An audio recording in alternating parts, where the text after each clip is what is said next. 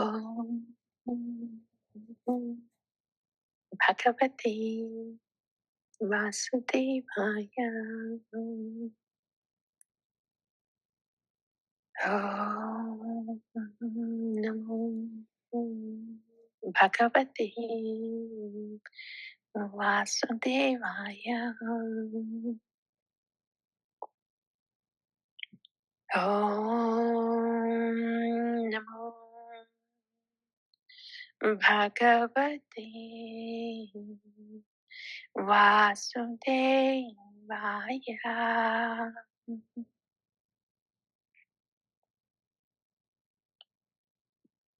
Shri Bhagavan Vacha Nahi kaśit kṣaṇamapi jātu tiṣṭhaty akarma-kṛt kāryate avaśaḥ karma sarvaḥ prakṛti-jair guṇaiḥ. Nahi kaśit kṣaṇamapi jātu tiṣṭhaty akarma-kṛt kāryate avaśaḥ karma sarvaḥ prakṛti-jair guṇaiḥ. 3.5. Nahi kaśit kṣaṇamapi jātu tiṣṭhaty akarma-kṛt kāryate avaśaḥ karma sarvaḥ prakṛti-jair guṇaiḥ.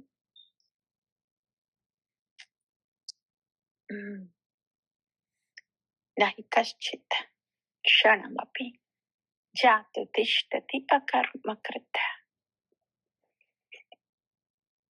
kāryate avaśaḥ karma sarvaḥ prakṛti-jair guṇaiḥ.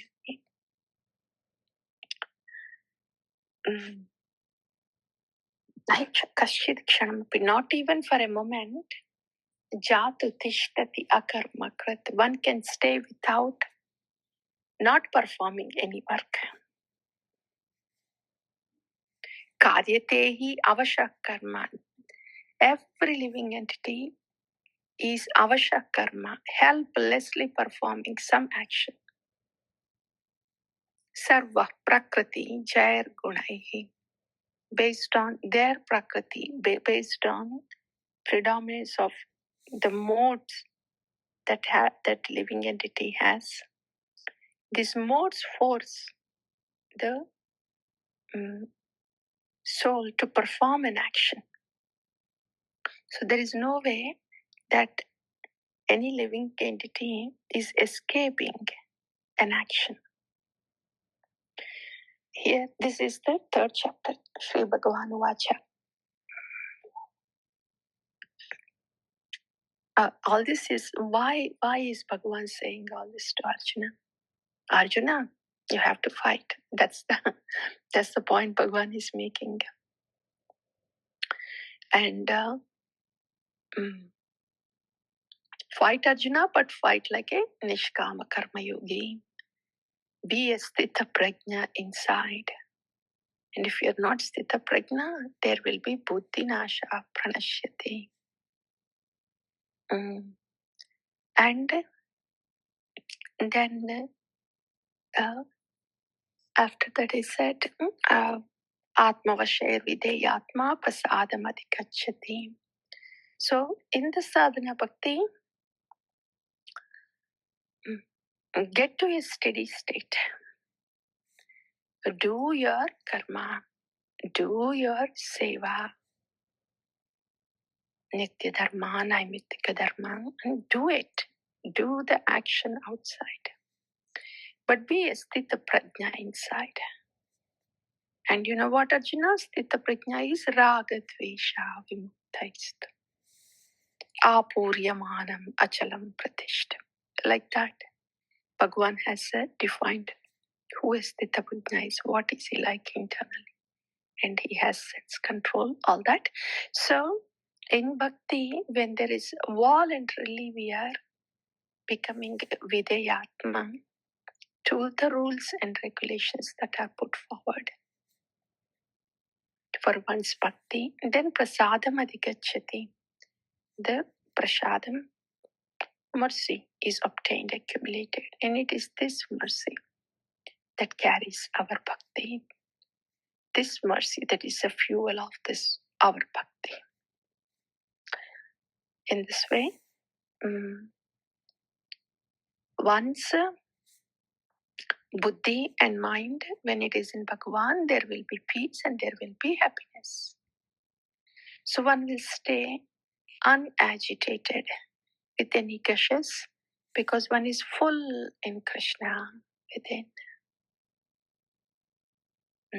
In this way, when one gets steady in bhakti, then they come to this beautiful state. What is that?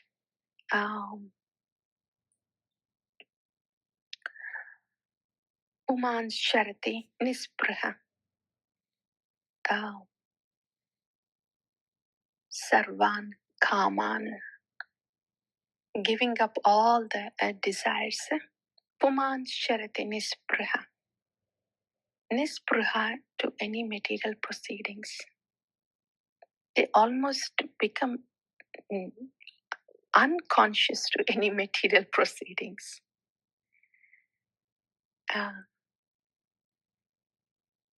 Pumansharati nispraha. This is a beautiful state actually. It's more like a liberated stage, nishtha. This is, you let the desires, there are no desires. Even in the name of, no hidden selfish agenda. No hidden selfish agenda. That is, vihaya kaman. Vihaya kaman, yes sarvan. Vihaya kaman, yes sarvan. Pumams charati nispraha. Beautiful state. Vihaya karman, yes sarvaḥ. With vihaya kaman, yes sarvaḥ. There is no hidden agenda for self anymore. Pumam charati nispraha. In this way, they're not really conscious of any material indulgence. Nishpraha. They are not conscious of this material world because there is no desire to indulge materially. This is already a beautiful state. How does that happen? Nirmamo nirahankaraha. There is no I, my, there is no ahankara, akarma-kṛt. How, why? How is this all possible? This is tiṣṭhaty, because they are full in Krishna. Full in Krishna. Full in Guru who is giving Krishna. Otherwise, there is nirmamo nirahankara. No nirmamo, no nirahankara.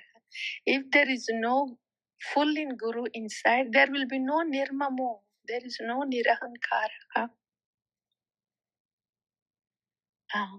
That's a beautiful state. So, Bhagavan has said all this in the second chapter, and now he's emphasizing that karma is a must. Action is to be performed. Okay, I've explained about tiṣṭhaty.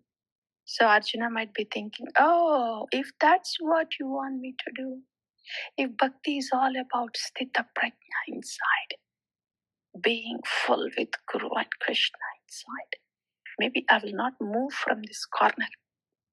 I will just here 24/7, I will meditate, fully being with full with Guru and Krishna.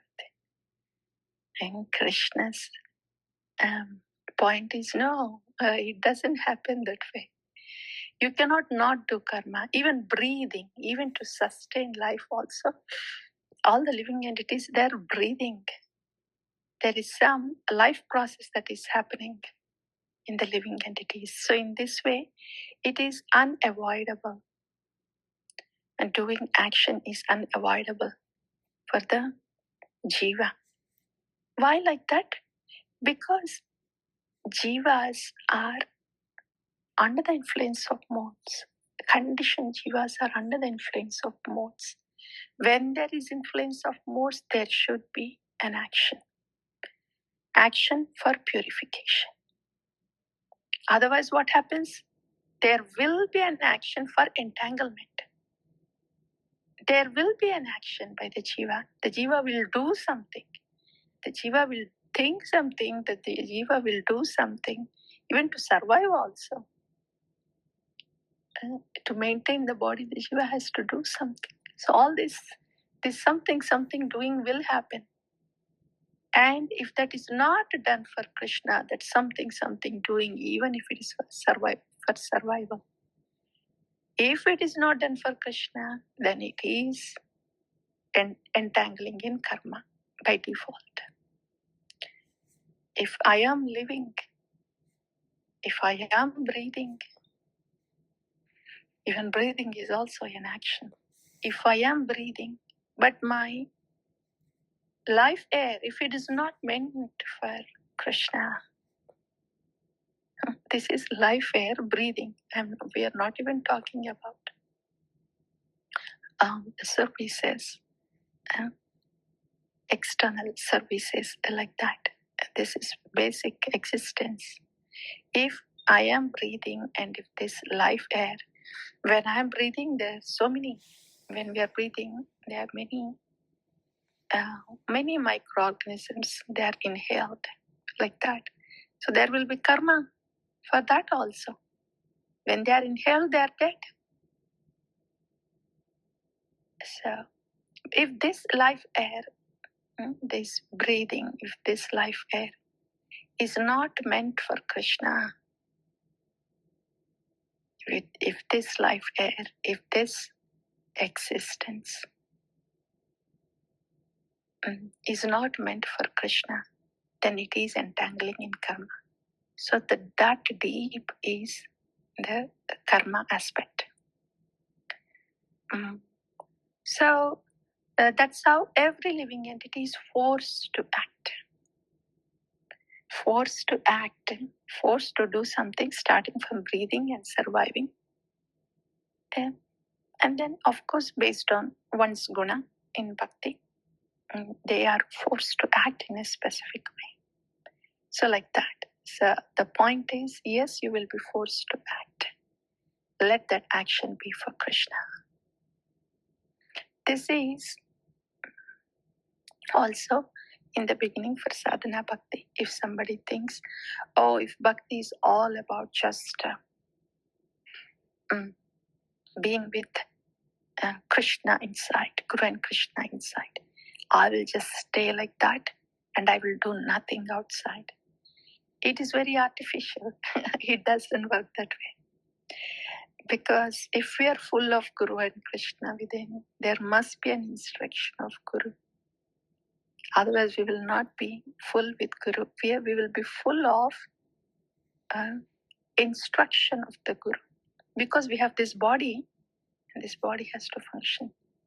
This body will do something. This something will be based on the instruction of Guru. So there will be action performed. In the beginning,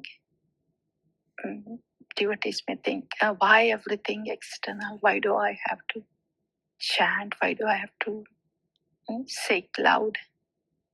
I will just do everything in my mind. That will be only to fall asleep and to get entangled in karma. So even in the beginning or later also, full of Guru and Krishna within is their instruction. That instruction is something about. It will automatically end up in doing something for Krishna because we have body. So Because we have body, we will be forced to do something. And if it is not for Krishna, then one will automatically get entangled with karma. So let that be for Krishna. Let the very life, breath, prana, the breathing process be for Krishna, doing for Krishna.